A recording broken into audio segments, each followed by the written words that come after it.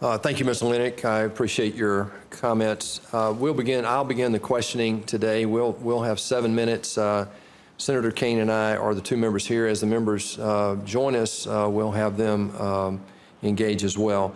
My first question follows some testimony that you gave about 2012 and the attacks there on U.S. diplomatic personnel in Benghazi.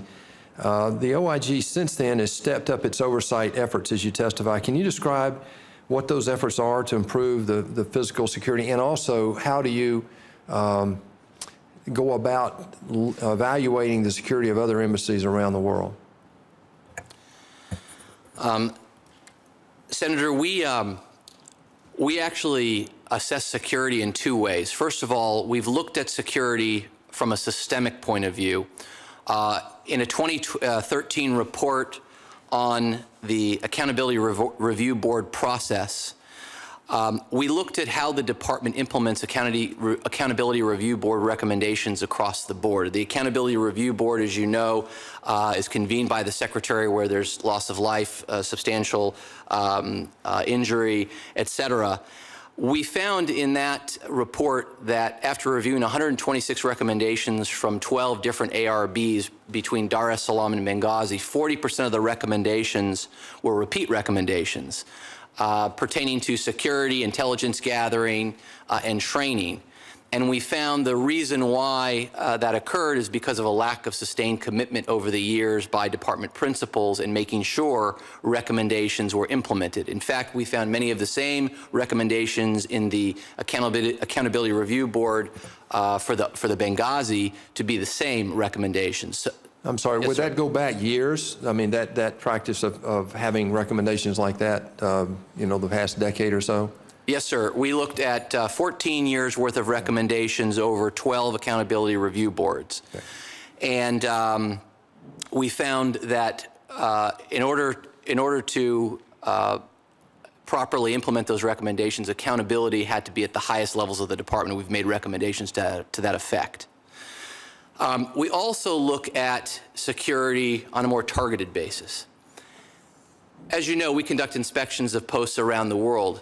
Every single inspection we do of an embassy involves a security inspection. We have highly qualified security inspectors who look at everything from whether or not the walls are high enough, to whether or not there's a proper setback, to whether their emergency action plans are properly in order.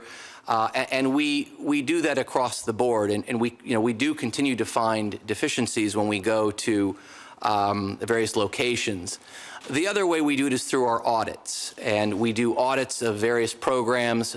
For example, we reviewed the local guard force that protects our embassies, whether or not they're properly vetted by security contractors who hire the guards, and whether they are properly overseen by our regional security officers who have responsibility for making sure that they're doing their job. So those are the ways in which we conduct our inspections. How often do you do those inspections?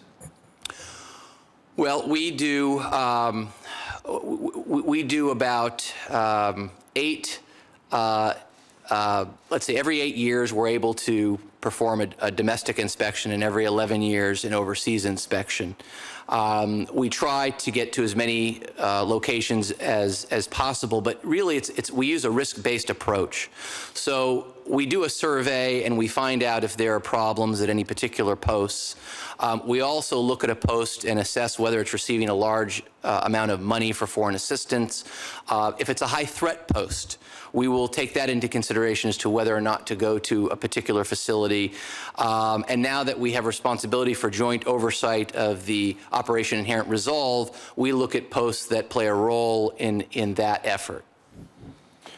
Well, I just returned from a trip out there, and I can tell you that the State Department people are an amazing group, dedicating their careers to multiple assignments around the world, changing every few years. I was very impressed with their morale and their effectiveness out there. I'm encouraged by your testimony.